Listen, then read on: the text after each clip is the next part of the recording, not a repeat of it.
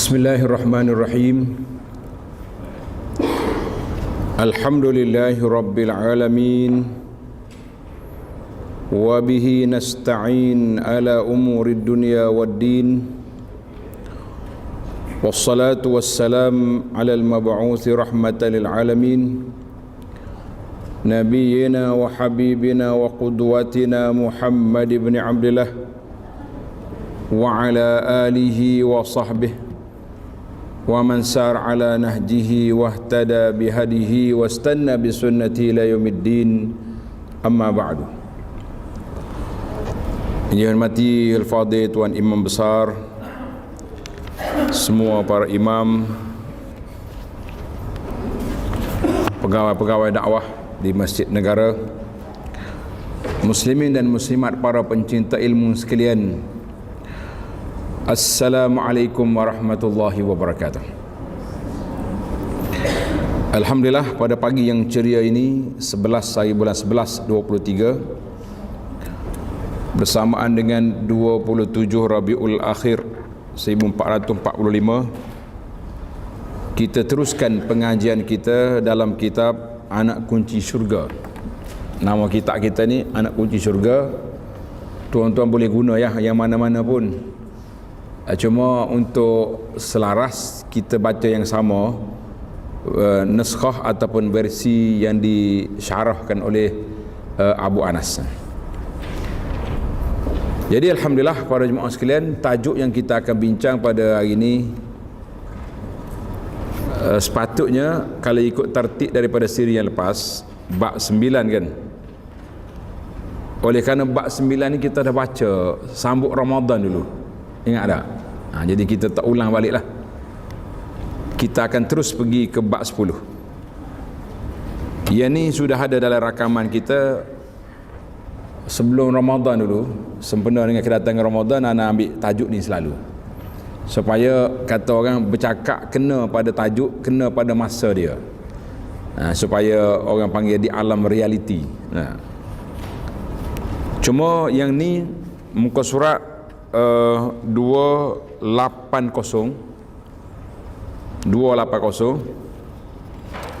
bab yang ke-10, bab yang ke-10, muka surat 280, tajuk dia fidyah puasa. Fidyah puasa. Apa makna fidyah? Kita pergi definisi dulu. Apakah maksud fidyah? Tuan-tuan kena tandalah maksud dia tu. Fidyah iaitulah bayaran ganti. Bayaran ganti kepada puasa yang ditinggalkan dengan sebab keuzuran. Orang ni uzur, maka dalam syariat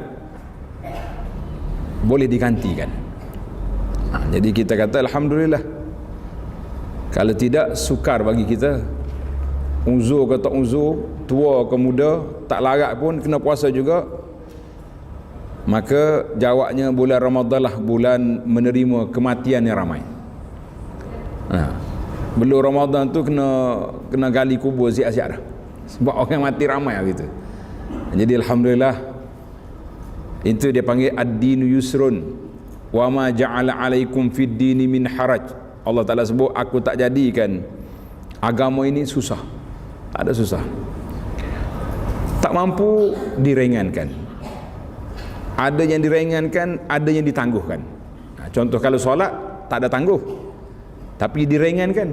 Daripada 4 jadi 2. Semayang solat sambil berdiri boleh duduk. Tapi Ramadan dia tak ada tangguh, dia tak ada separuh. Oleh kerana awak tak larat puasa je separuh hari, bolehkah? Tak ada separuh hari, maka ditangguhkan. Mana boleh tangguh pada hari lain, fa'iddatun, Allah Ta'ala sebut dalam Quran, fa'iddatun min ayyamin ukhar. Kamu puasalah pada hari yang lain. Puasa pada hari lain. Jadi hari lain tu bila lepas Ramadan, kita cari masa yang dah sihat, kita boleh berpuasa pada saat itu. Kita kata alhamdulillah. Masuk pada kitab kita. Sesiapa yang terlepas puasa yang wajib kerana uzur, walaupun ia adalah puasa nazar, jadi wajib itu dengan dua sebab. Satu, wajib kerana fardu yang Allah Ta'ala dah letakkan, iaitulah kutiba alaikumusiyam, Allah wajibkan kita berpuasa pada bulan Ramadan. Ataupun wajib kerana kita memperwajibkan. Wajib kerana apa? Kerana kita perwajib. Benda tak wajib, tapi awak wajibkan dia. Macam mana cara kita nak wajibkan benda tak wajib? Bernazar. Contohnya kita kata, saya ni kalau dapat projek sekian-sekian, wajib ke atas aku puasa 3 hari. Maka jadi wajiblah dia. Jadi kerana itulah nazar ini tidak digalakkan, kerana kita memperwajibkan perkara yang tak wajib. Menyusah ke tidak? Susah benar. Benda tak wajib tapi kita memperwajibkan, jadi kita menyusahkan diri kita sendiri. Jangan susahkan. Ataupun dalam bahasa lain Nabi kata, nazar ini kita boleh makan makanan orang bakhil. Sebab dia nak buat kenduri, tapi dia bersyarat dengan Tuhan. Ya Allah, ya Tuhanku, aku nak sembelih lembu seekor, tapi kau beri pada aku anak saya dapat 10A. Itu dia panggil bersyarat dengan Tuhan. Jadi kita tak syarat lah, kita letak ya, kita doa minta Allah Ta'ala beri kepada kita selamat. InsyaAllah bila kita dapat apa yang kita nak, kita buat kenduri kesyukuran. Kalau mampu, tak payah buat. Tapi dengan nazar bermakna tuan ataupun puan telah memperwajibkan perkara yang Allah Ta'ala tak wajib. Jadi kita sendiri yang cari pasal, tapi kena tunai, jangan tak tunai. Baik. Ataupun puasa kafarah, lalu meninggal dunia sebelum sempat mengqadakannya. Jadi orang ni patutnya dia qadakan, dia terlepas, dia qada, tapi tak qada juga. Lalu meninggal dunia sebelum sempat mengqadakannya. Tengok, dia ada dua kategori. Kategori yang pertama, dia selesai, dia sakit, dia sihat, maka dia wajib qada. Ataupun dia sakit berterusan sampai ke mati, maka tidak wajib bagi keluarganya membayar fidyah ataupun menggantikan puasa bagi pihaknya. Ini kita akan bahaskan sedikit di sini supaya para jemaah boleh memahami situasi siapakah yang kena qada puasa, yang kena bayar fidyah, yang gugur daripada dia. Jelas tak jelas itu? Dan juga tidak berdosa sekiranya seorang itu tidak mampu menggantikan puasa disebabkan keuzuran. Ini kita kata alhamdulillah, orang ni sakit daripada Ramadan baru ni, berterusan sakit dia sampai dia mati. Maka dia tak ada lagi qada. Sebab apa? Dia tak sempat pun nak qada, sakit berterusan. Dan fidyah pun tak payah-payah. Sebab dia tak ada masa, yang wajib dia tu tak ada masa. Berbeza orang yang dah sihat, dia dah sihat dah, dia mengembara ke sana sini dah. Orang panggil berjalan dah, pergi berderak dah dianya. Lepas tu mati tak sempat bayar, tak sempat qada, itu kena bayar. Ini kita kena ambil perhatian lah. Sebab anda tengok sebahagian daripada pendakwah ni, bila keluarga si mati mari tanya, dia suruh bayar belaka, sedangkan ada benda yang tak payah bayar. Bila kita tidak kategori yang tak perlu bayar, kalau kita paksa suruh bayar, bermakna kita telah mengambil hak orang tanpa hak. Ambil hak orang tanpa hak, itu berbahaya. Makan beras orang, dia sedekah sebab awak yang kira suruh bayar. Kita ikut ustaz je, kalau tidak kita tepung kita pun tak bayar juga. Jangan. Jika meninggal dunia dan tidak sempat mengqada puasanya, jadi dia dah tinggal dan dia dah sihat, dia dah boleh dah qada, tapi dia tak qada, kemudian dia meninggal dunia, ini kategori yang dia boleh qada. Dan tidak sempat mengqadakan puasanya, maka dikeluarkan daripada harta pusakanya bagi setiap hari-hari yang ditinggalkan puasa itu secupak daripada makanan. Jadi bila dia tak sempat nak qada, jadi kita ganti puasa tadi dengan apa? Dengan secupak makanan. Jadi setiap hari secupak. Tahu ke secupok ni banyak mana? Tahu secupok? Orang sekarang mana tahu cupok? Cupok gantang mana tahu? Tak.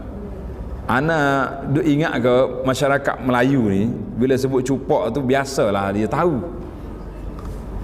Waktu ana masuk dalam TV 9, tanyalah ustaz. Ramai orang tanya. Dia telefon balik, ustaz, anak saya tak faham-faham dia apa dia cupok-cupok ni. Kita baru kita perasan rupanya masyarakat kita ni tak guna lagi cupok. Dia guna kilo, dia guna gram. Jadi cupok dia punya kadar ada dua kiraan. Ada kata 600 gram, ada yang letak 700 gram. 700 gram secupok. Dia biasanya satu gantang 4 cupok. Segantang 4 cupok. Mana kalau 4 cupok 4 kali 7 jadi berapa? 2,800 gram. Mana tak sampai 3 kilogram kita punya segantang. Jadi kalau itu segantang macam apa ni, zakat fitrah. Zakat fitrah segantang. Dia panggil sa'. Yang ni mud. Mud satu cupok. Satu cupok hanya 1/4 daripada zakat fitrah. Pandai dah kira? Secupok berapa gram? Kita letak 700 lah lebih. Tapi kalau kira banyak, ambil yang paling minimal 600 tu. Sebab dia beza ni kerana sukatan tu, sukatan jadi berapa. Cupok tahu dah. Kalau kita pergi Madinah sekarang, di Museum Madinah ada jual cupok yang dia panggil Mud Nabawi. Al-Mud An-Nabawi makna cupok ataupun sa' Nabawi, gantang yang diukur dengan ukuran bekas zaman Nabi sallallahu alaihi wasallam, dan kemudian dia convert balik dengan ukuran sekarang berapa kilo jadi. Jadi itu pergi belilah, saya beli. Ada kat rumah tu. Dia panggil sa' Nabawi yang dikeluarkan sanak dia oleh imam Masjid Nabi. Ada. Dia orang buat supaya orang-orang yang belajar ni, ustaz-ustaz kita ni bila mengajar bab cupok, gantang, bab zakat, bab fitrah, kita boleh tunjuk dia punya sukatan. Menarik juga tu. Dah. Jadi berdasarkan hadis Nabi sallallahu alaihi wasallam, man mata wa ali, hadis ini, man mata wa alihi siyamu syahrin falyut'im anhu makana kulli yaumin miskina. Sesiapa yang meninggal dunia dan di atasnya puasa Ramadan, maknanya dia tertinggal puasa Ramadan, maka hendaklah memberi makan daripadanya oleh warisnya bagi setiap hari yang ditinggalkan kepada seorang miskin. Maknanya seorang miskin sekali makan cukup, dia panggil mud. Cuma hadis ini dikeluar oleh Imam Tirmizi dengan mengatakan hadis ini mauquf. Tengok ni dalam kurungan tu, mauquf atas Ibnu Umar. Maknanya bukan daripada Nabi, tapi dia daripada fatwa sahabat. Maknanya isu bayar fidyah ni mari daripada fatwa sahabat bagi orang yang keuzuran ni. Jadi kita letaklah.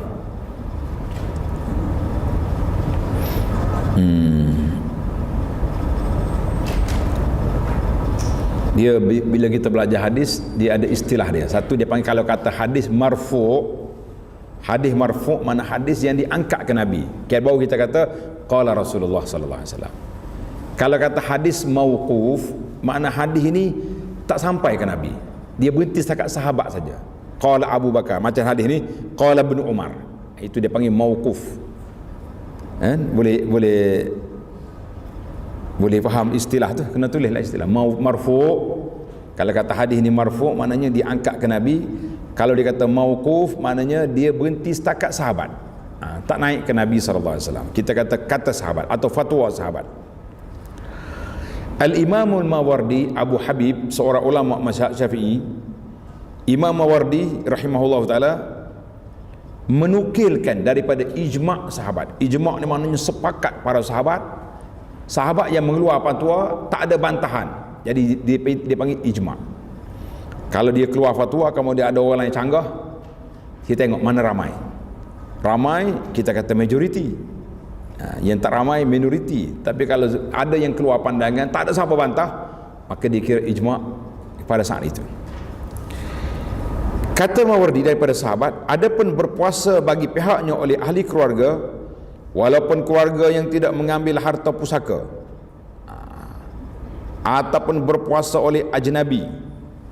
Ajnabi ni maknanya orang asing, bukan keluarga. Itu mana ajnabi, orang asing, bukan anak beranak, tapi dia nak tolong disebabkan wasiat, ataupun kerana izin daripada keluarga dengan upah ataupun dengan tidak, maka dibolehkan. Contohnya orang ni mati dia tinggal puasa, ada meninggal puasa, maka sama anhu waliyuhu, wali dia, anak beranak dia kena puasa ganti daripada dia. Bagilah mak kita tinggal sebulan, anak dia ada berapa? 10 orang, bagi 3 orang seorang, 3 hari seorang.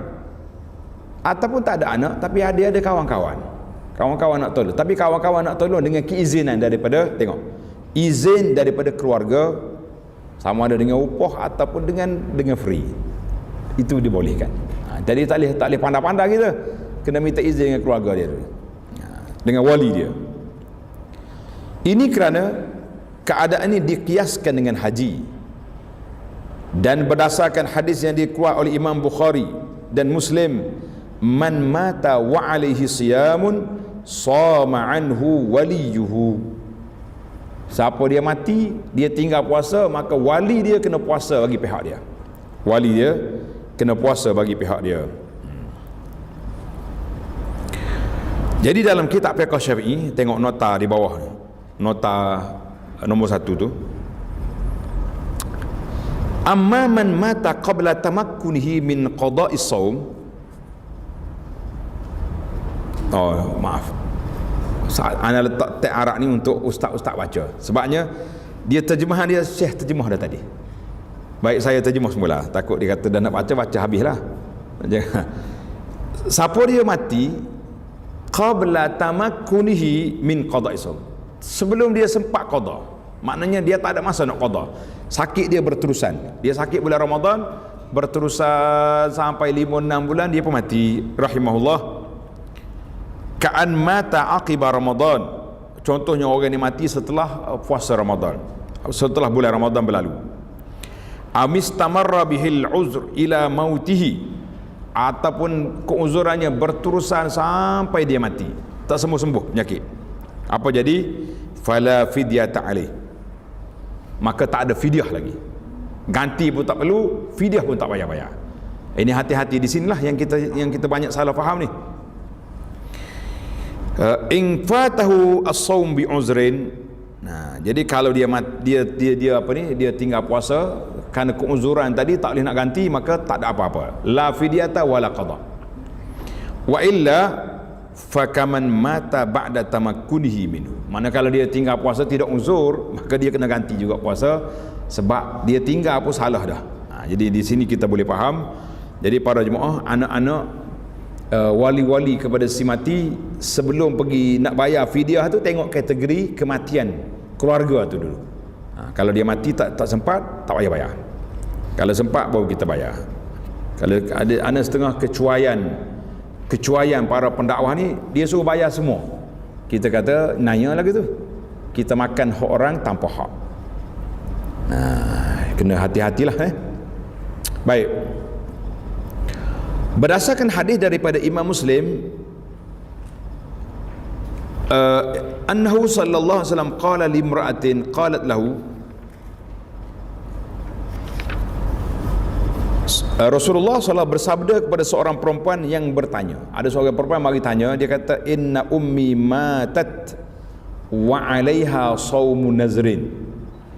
Mak saya dah meninggal, tapi dia tak sempat melakukan puasa nazar. Maknanya makcik ni rahimahullah, dia berpuasa nazar, kemudian tak sempat nak tunaikan puasa, dia mati. Apa jadi?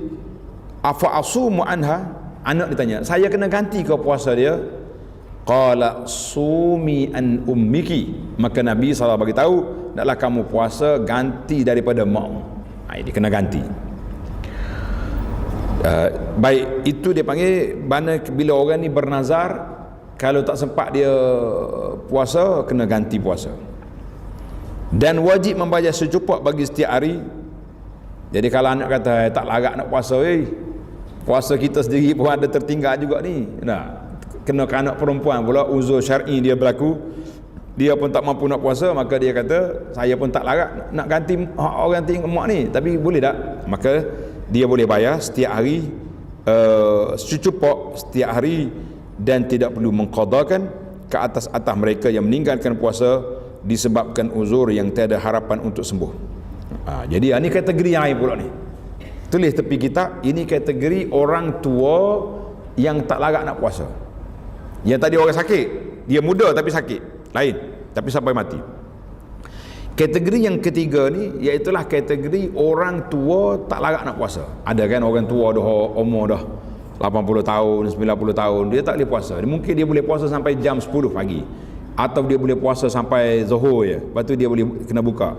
Maka orang ni dia tak perlu puasa, dan dia boleh bayar fidyah sehari secupak. Siapa yang boleh menentukan? Siapa yang boleh menentukan dia ni gugur puasa tak gugur puasa? Kita kata dia sendirilah boleh menentukan. Dia kena jujurlah dia dengan Allah. Kalau kita, saya ni, ayah ni tak larat lah nak puasa ni, macam mana nak buat ni? Kita kata ayah kena berlaku jujur, jangan mengaku tak larat sedangkan boleh je dia puasa. Jadi itu balik pada dia. Ataupun doktor yang mengesahkan bahawa orang tua ni nyanyuk dah, mungkin dia puasa sekejap, lepas tu dia kata dia dah maghrib, padahalnya baru azan zuhur, dia kira maghrib dia makan. Jadi kita kata gugurlah bagi orang ni.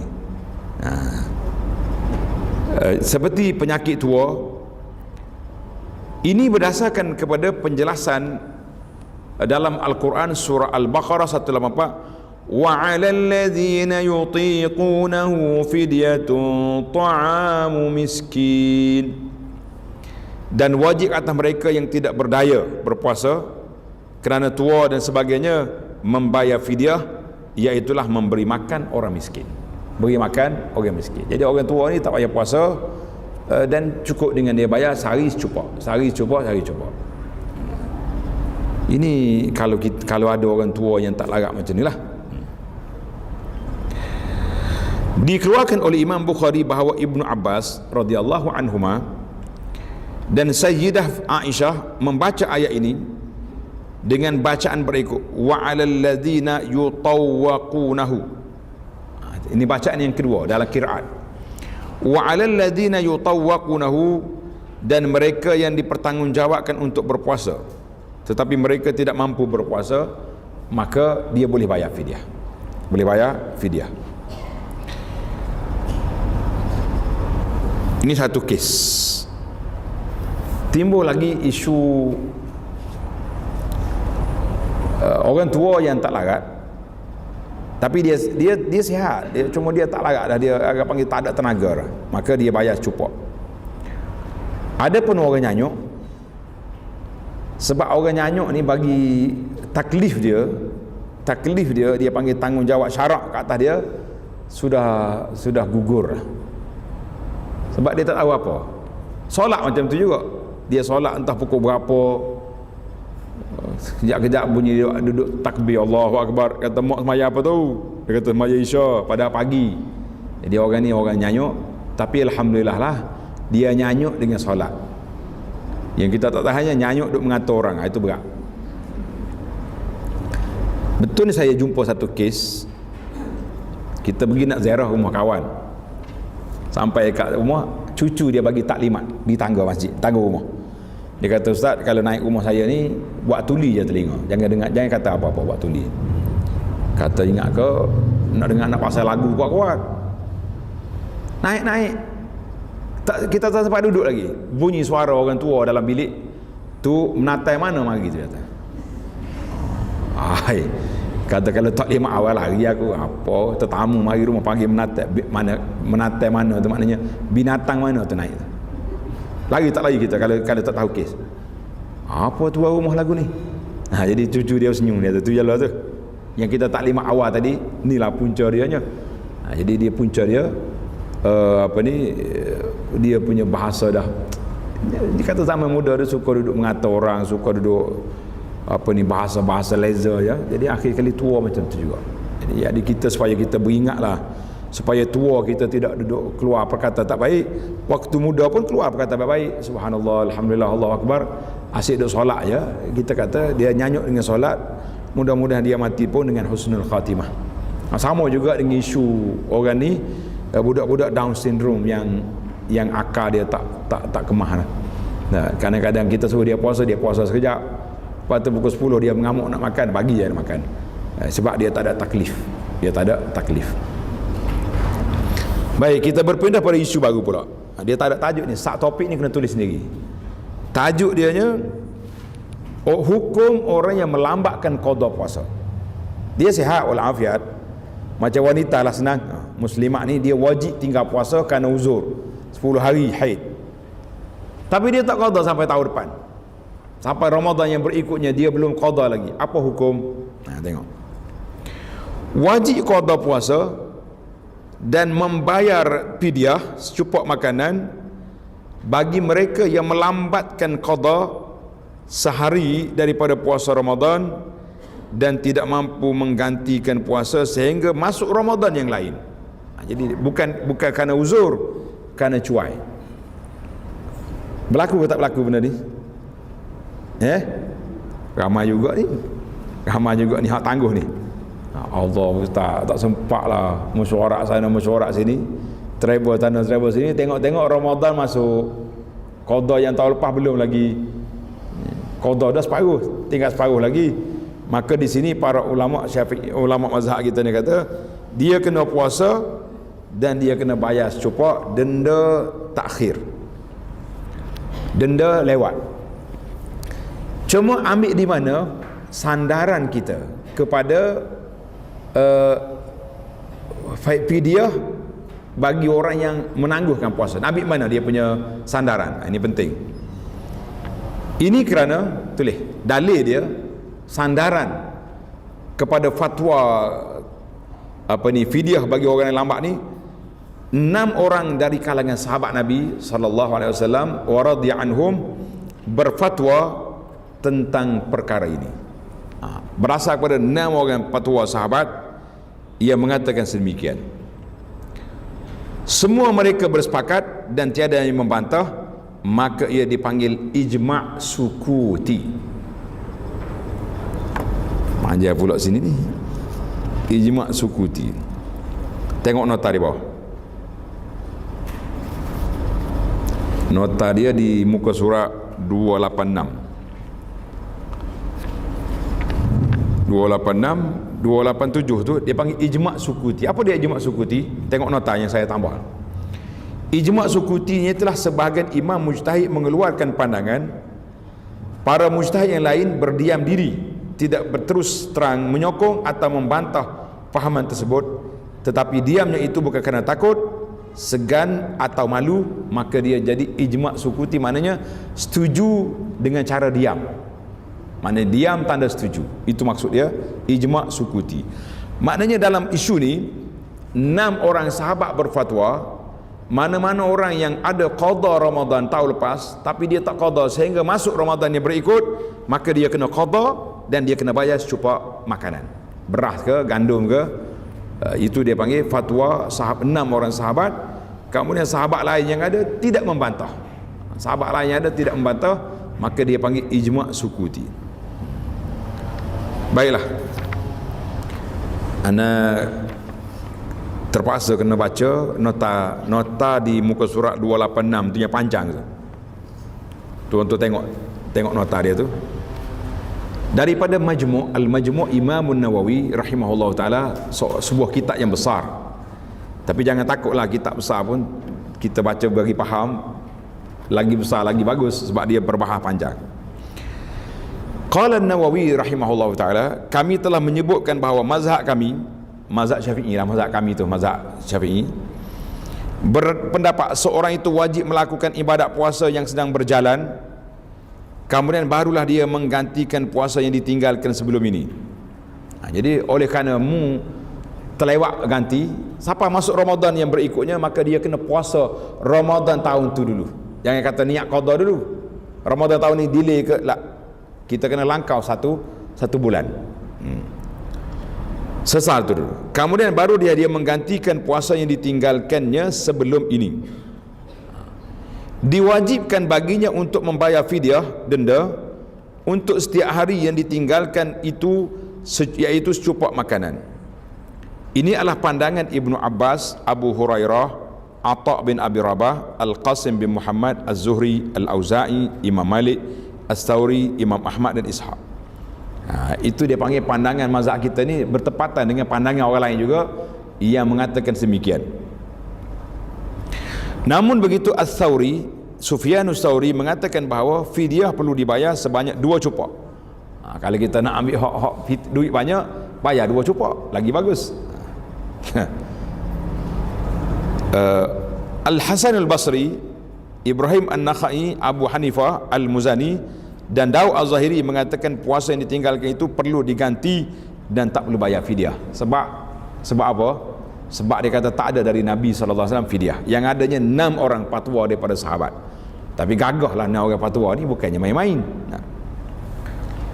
Walau bagaimanapun, jikalau dia sentiasa dalam keadaan musafir dan sakit atau sebab-sebab atau keuzuran yang seumpama dengannya sehingga masuknya Ramadan yang kedua, maka pendapat kami adalah dia perlu berpuasa pada Ramadan yang sedang berjalan, kemudian barulah dia menggantikan puasa yang dahulu dan dia tidak perlu bayar fidyah kerana dia dimaafkan. Manakala orang ni uzur, kemudian dia boleh ganti puasa pada masa lain, maka tak perlu bayar fidyah, hanya ganti puasa saja. Itu pandangan mazhab Syafi'i ini. Pendapat ini dinyatakan oleh, tapi panjanglah dia sebut pandangan orang lain juga. Maka di sinilah para jemaah sekalian, kita kena belajar tentang isu fidyah ni, fatwa sahabat, 6 orang sahabat. Satu lagi isu, saya rasa isu ni tidak disebut oleh Syekh dalam kitab dia ni. Dia tak sebut, jadi saya kena sebutlah supaya kita jelas. Bila kita belajar, biar kita tahu semua apa yang kita nak sebut. Adakah puasa, adakah fidyah ini berganda atau tidak? Biasanya kalau orang tinggal 5 hari, 5 tahun 5 tahun dulu dia tinggal puasa, kemudian dia qada sekarang, memanglah dia kena bayar, dia kena 1 hari 1 fidyah kan, 1 hari 1 qada 1 hari. Tapi fidyah dia tu yang fatwa sahabat tadi 1 hari secupak. Sekarang ni dia dah tinggal 5 tahun, berganda atau tidak? Berganda ataupun tidak? Maka dalam mazhab Syafi'i kata berganda. Mana kalau awak tinggal 5 tahun dulu, tahun ni baru nak bayar, kita kena bayar, kita kena qada dan kita kena bayar 5 cupak. Sebab 5 tahun. Mana dalil? Fatwa sahabat tadi tak nyatakan, tidak menyatakan bahawa kita kena bayar fidyah mengikut bilangan tahun berganda. Tidak ada, cuma dia kata sekali. Jadi dalam mazhab Syafi'i dia kata berganda sebab kecuaian kita setiap tahun naik. Sebab itu ada orang cuba tunjuk warak. Dia mari bila mak dia mati, dia mari nak bayar fidyah. Dia kata saya nak bayar semua hak mak saya dulu. Mak dia mati umur 70 tahun. Dia kata tolak sebelum balik umur 13 contohnya, maka dia nak bayar semua 50 tahun, 50 lebih. Kita kata ingatlah 1 hari 1 cupak, maknanya 1 hari yang tahun pertama 50 cupak. Kira-kira 1 trailer beras tak cukup lagi. Lepas dia tanya tu, dia tak mari dah sebab banyak. Jadi dalam isu ni saya buka di sini untuk perbincangan supaya para jemaah boleh tahu. Dalam mazhab Syafi'i, di antara imam yang kita sebut tadi, Imam Al-Mawardi contohnya, dan mazhab Hambali, dia pegang dengan fatwa asal, dia kata tak ada gandaan. Bayar secupak. 1 hari yang 50 tahun dulu pun secupak je bayar. Sebab fatwa sahabat tak berulang. Jadi tapi dalam fiqh Syafi'i berulang. Jadi kita pulang baliklah kepada para jemaah, kita nak pakai yang mana. Kalau rasa duit kita banyak, beras kita banyak, bayar je lah. Sehari 5 tahun yang tak qada dulu 5 cupak. Tetapi kalau kita pegang dengan pandangan yang kedua yang tadi dia kata tidak berganda, wallahu alam. Supaya saya buka di sini pandangan ni, sebab dunia kita sekarang, dunia dah terbuka, orang semua terbuka belaka. Dia tengok video lain, kenapa pula ustaz ni kata tak kena ganda? Rupanya kita tahu dah mazhab Hambali dan juga sebahagian ulama Syafi'i kata tak berganda. Wallahu alam. Tuan-tuan tandalah situ. Baik, sekarang ni saya nak berpindah ke kategori yang seterusnya. Fidyah, tulis itu. Fidyah langgar SOP puasa Ramadan. Langgar SOP. Kalau ada yang terlanggar, cek balik lah. Saya mau balik zaman-zaman muda dulu. Kok ada. Kalau tak ada, alhamdulillah. Kalau ada, settlekan sebelum kita mati. Tulis tajuk dia melakukan jima' siang hari Ramadan. Itu tajuk sebenarnya. SOP tadi, bahasa lepas Covid ni dia bunyi SOP lah. Wajib qada serta membayar kafarah bagi lelaki saja. Orang perempuan tak kena sebab dia mangsa. Betul ke perempuan itu mangsa? Sebab ke dia yang sporting. Dia kata ustaznya kata kita dah muslimat mesti marah punya dia. Kalau tak ada dua tak jadi. Tapi dah dalam fiqh kata macam itulah. Dia kata wajib qada, tapi dua-dua tu kena bayar qada, cuma fidyah je. Yang fidyah tu kafarah bagi laki-laki. Qada dua-dua kena qada. Suami isteri kena qada. Kafarah bagi laki-laki yang membatalkan puasanya disebabkan jima' pada siang hari Ramadan ketika mereka sedang berpuasa.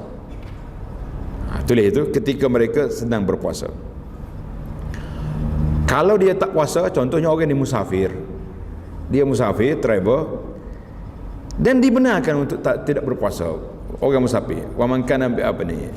Faman kana minkum maridan aw ala safarin. Allah kata siapa dia sakit atau dia bermusafir, dia tak puasa. Maka kalau dia buat juga, dia tidak kena kafarah sebab waktu tu waktu dibenarkan untuk dia buka puasa. Baik. Ini kerana dia berdosa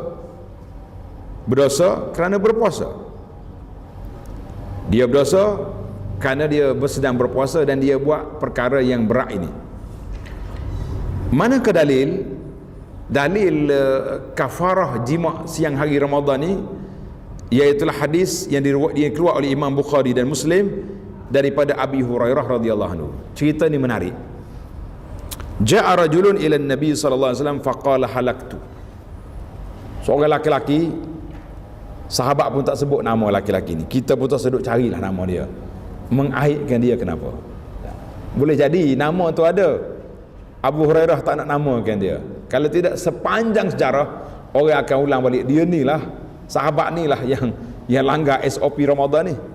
Jadi baik kita sembunyikanlah nama-nama orang, tapi penting kepada kisah. Dia mari halaktu wa ahlaktu. Ya Rasulullah, saya binasa dah Rasulullah. Qala wa ma ahlakaka? Apa binasa ni? Qala waqa'tu imraati fi Ramadan. Saya dah melakukan persetubuhan dengan isteri saya pada siang hari Ramadan. Nabi marah tak marah? Nabi tak jekah tengok bahasa perangai apa punya orang ni. Dah tahu dah puasa buat juga. Itu gaya Nabi SAW. Sebab apa? Tengok ni. Nak habiskan cerita takut panjang, tapi saya ulas sambil bercerita deh. Sebab tajuk ni menarik. Di antara perkara yang kita tak boleh cerita kepada orang, dosa kita. Tulis itu. Tulis dekat nota catatan. Di antara perkara yang kita dilarang daripada menceritakan dosa kita. Minggu lepas saya ada kuliah hadis 40 hadis larangan mencerah orang Islam. Salah satu hadisnya Nabi kata kullu ummati mu'afa illa al-mujahirin. Umat aku dalam keadaan aman, tenang, kecuali orang yang menzahirkan dia punya maksiat. Sekarang ni sahabat ni, adakah dia zahirkan maksiat dia kepada Nabi? Ataupun dia datang bertanya? Itu berbeza. Sebab dia datang tanya hukum. Kita sekarang bukan nak tanya hukum, kita nak bangga. Nak bangga dengan dosa kita lepas lak. Jangan dicerita kepada orang. Dosa kita hanya kita cerita kepada Allah Azza wa Jalla untuk minta keampunan. Ana selalu ulang cerita ni untuk motivasi. Waktu pergi haji, ada je jemaah yang mari jumpa kita. Jumpa, dia kata, Ustaz, sama seorang lah, kita duduk di kaunter bahagian bimbingan tu, dia mari. Dia kata, Ustaz, saya dulu jahiliyah. Jahiliyah punya power dia, jahiliyah. Kita pun celek mata tengok. Saudara ni sempak ke dengan mendiang Abu Jahal? Kita kosek sikit. Dia kata, mana boleh Abu Jahal dulu? Dia kata, awak jahiliyah kan Abu Jahal yang jahiliyah. Jadi saya tahu dia nak buka rahsia dia, nak menyatakan dia dosa. Kita kata, si ayah akhi, tutuplah keaifan. Allah Ta'ala tutup, kenapa kita nak buka? Awak taubat, awak pergi dekat Kaabah, tawaf. Kalau kita boleh pergi dekat Multazam, kita bergantung itu, ya Rabbi, aku ni tetamu, dosa aku datang banyak, berpikul-pikul. Kalau engkau tak ampunkan di sini. Jadi kita menangis dengan Allah Azza wa Jalla. Tak usah duduk tangis dengan kawan-kawan, tak perlu kita tangis di Facebook, dosa aku dulu gini-gini. Berbeza dengan sahabat ni, dia datang kerana tanya fatwa. Itu lain. Contohnya orang ni mari jumpa ustaz, jumpa mufti, jumpa qadi, jumpa pendakwah, yang dia dosa dia ni macam mana dia nak bertaubat, itu boleh dicerita setakat tu je. Tapi kalau dia tahu dah dosa dia tu, dia buat benda yang tak terlibat dengan hak orang, cukuplah dengan istighfar dengan Tuhan, tak payahlah. Jadi kenapa kita mau? Itu pun kalau boleh jangan tanya direct, saya dulu gini-gini lah. Mari tanya hukum. Apa hukum orang yang buat macam ni? Dia tak nisbahkan kepada dia. Contohnya ustaz, apa hukum orang ni, orang tu dia berzina contohnya, macam dia nak taubat? Jangan kata dia, orang tu tak tahu siapa. Itu lebih dia panggil uslub bertanya. Kita ni kadang-kadang nak tanya pun tak pandai ni, pergi tanya dia sendiri. Tu ustaz dia kata, berat juga dia ni. Jadi kita kena sembunyikan rahsia yang Allah sembunyikan rahsia kita. Jangan dibuka rahsia kita. Nabi marah, kullu ummati mu'afa illa al-mujahirin. Umat aku dalam keadaan baik, diampunkan dosa dia, ditutup rahsia dia, kecuali orang yang dedah rahsia dia sendiri. Itu berbahaya. Itu dia panggil istinbat daripada hadis ni. Ulama kata hadis ni tak masuk dalam dedah rahsia, sebab dia datang bertanya hukum. Tanya datang, dia bukan mari nak cari glamour ni, mari tanya hukum. Baik, Nabi tak marah. Dalam hadis ni Nabi tak marah, cuma Nabi beri hukum. Yang pertama Nabi kata, hal tajidu ma ta'tiqu raqabah. Mu ada hamba nak merdeka hamba. Maknanya yang pertama sekali, kalau orang buat benda ni, dia kena merdeka seorang hamba. Banyak ribu juga harga hamba ni, bukannya murah. Zaman dulu lah, zaman ada hamba. Zaman kita tak ada hamba ni, delete lah ni, orang panggil skip lah ni. Nak pergi bayar, mana hamba tak ada. Dia kata lah, aku nak merdeka hamba, tengkok aku ni yang aku ada. Raqabah maknanya tengkok ni ada, tengkok hamba tak ada. Miskin. Satu. Nabi tanya yang kedua, fahal tastati'u an tasuma syahraini mutatabi'aini? Mampu ke tidak puasa 2 bulan berturut-turut? Mana kafarah, denda orang yang melakukan jima' pada siang hari Ramadan, dia kena puasa 2 bulan berturut-turut. Berat tak berat? Kalau kata 2 bulan saja boleh tahan tak? 60 hari. Mutatabi'aini, berturut-turut. Contohnya dia puasa dah 58 hari, terlupa nak puasa esok yang ke-59. Mula balik satu semula. Berat tak berat? Dalam hadis ni tak sebut, tapi dalam hadis lain cerita, menarik juga cerita dia. Dia kata, ya Rasulullah, nak puasa 2 bulan turut-turut, hak sebulan ni pun jadi kes ni dah. Sedap juga dia. Sahabat ni. Nabi kata baik. Fahal tajidu ma tut'imu sittina miskinan? Muada ke tidak makanan untuk 60 orang miskin? Pergi bayar, ambil 60 orang miskin, pergi sedekah, kafarah. Maknanya 3 kategori kafarah: jima' di siang hari Ramadan, atiq raqabah, merdeka seorang hamba, puasa 2 bulan berturut-turut, atau beri makan 60 orang miskin. Dia kata apa? Ya Rasulullah, nak bagi makan orang miskin, kami di rumah pun tak cukup makanan. Sedap sungguh orang. Dia biasanya orang macam ni, biasa orang badui. Orang badui dia tak malu, dia direct ya cakap, ya Rasulullah, nak pergi makan orang 60, kat rumah saya pun tak cukup makanan. Nabi ketawa tengok. Semua jas, dia pun duduk. Tak nak buat apa dah. Semua bayaran, semua kafarah tak lepas. Adakah Nabi lepas dia? Nabi tak lepas. Tak kata balik ah. Dah tak, semua benda tak boleh. Summa jalasa, dia duduk tunggulah apa yang keputusan Nabi nak bagi pada dia. Fa'utiyan Nabi sallallahu bi'araqin fihi tamrun. Takdir Allah Taala, sahabat mari junjung, mari buah tamar satu raga. Satu raga ni kira cukup lah 60 kilo tadi, 60 apa ni, 60 orang miskin. Satu cupak tadi, satu cupak. Nabi pun kata, ambil tamar ni pergi bagi 60 orang miskin. Allah Ta'ala, dia jujur. Bila dia jujur, Allah selesaikan masalah dia. Masya Allah, tabarakallah. Dia jujur. Ada orang datang mari, dia kata ambil balik. Nak kata apa? Dia jawab balik. Dengar dia jawab, wallahi ya Rasulullah, ala afqara minna ya Rasulullah, saya nak bagi kepada orang, adakah lagi di Madinah ini, di antara dua tanah haram Madinah ini, orang yang lebih miskin daripada kami? Makna tak ada orang lebih miskin daripada aku di Madinah ni, saya orang paling miskin. Nabi kata apa? Allahu Akbar. Nabi kata, bawa baliklah, pergi makan kepada keluargamu. Fadahikan Nabi sallallahu alaihi wasallam hatta badat anyabahu. Nabi kita ketawa sampai nampak gigi dia. Nabi tak ketawa berdekah-dekah, tak ada. Dia ketawa, Nabi suka nampak gigi dia. Qala izhab fa at'im ahlak, ambil balik raga ni, pergi makan anak-anakmu. Jadi boleh ke dia belaka. Jadi kita tak ada kemampuan ni, jangan main, jangan duduk gurau-gurau. Tak ya, orang miskin ni boleh lepas, aku tak kata boleh lepas. Jangan. Semalam saya cerita dalam buku Pagi Jumaat. Kita Pagi Jumaat sekarang ni kita baca buku Islam adalah Cara Hidup, tentang Allahumma salli ala, tentang kemudahan dalam Islam. Di antaranya ahli fatwa jangan ambil yang berat kalau boleh pilih. Macam dalam ni boleh pilih lah, kalau tak mampu, kalau tak mampu. Ada cerita seorang ulama Maliki, mazhab Maliki, dia raja di Morocco tu, melakukan jima siang hari Ramadan. Dia kata, raja ni kalau aku suruh dia merdeka hamba 100 hamba, dia boleh merdeka, dia kaya. Nak suruh bagi orang makan miskin, lagi boleh makan. Maka fatwa saya, tuanku mesti kena puasa 2 bulan berturut-turut.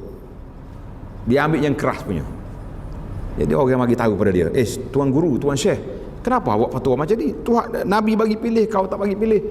Dia kata dia raja, dia kaya, nak mereka hamba boleh, nak bagi makan orang boleh, satu negeri boleh makan. Jadi dia ni tak akan dengar kata tak padan dengan dia kecuali puasa berturut-turut. Kita kata itu fatwa dia silap, sebab dalam Islam benar, kenapa kita tak benar? Itu silap. Saya buat contoh satu lagi. Dia panggil Ustaz Kambing. Dengar ada cerita Ustaz Kambing? Kalau dengar ada malah cerita dah panjang ni. Nak dengar juga.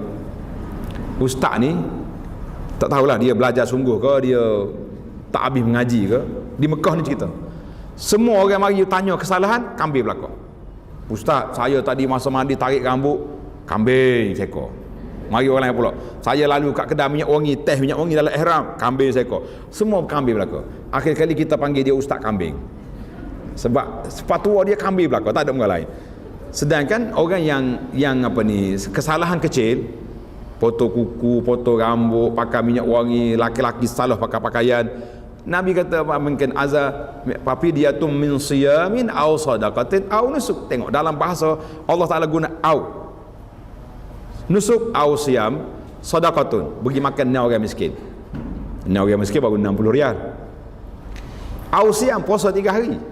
Kalau tak mau bayar, puasa 3 hari. Aw nusuk, atau seekor kambing. Jadi kenapa awak pergi ambil kambing semuanya, sedangkan Allah Ta'ala bagi aw, boleh pilih.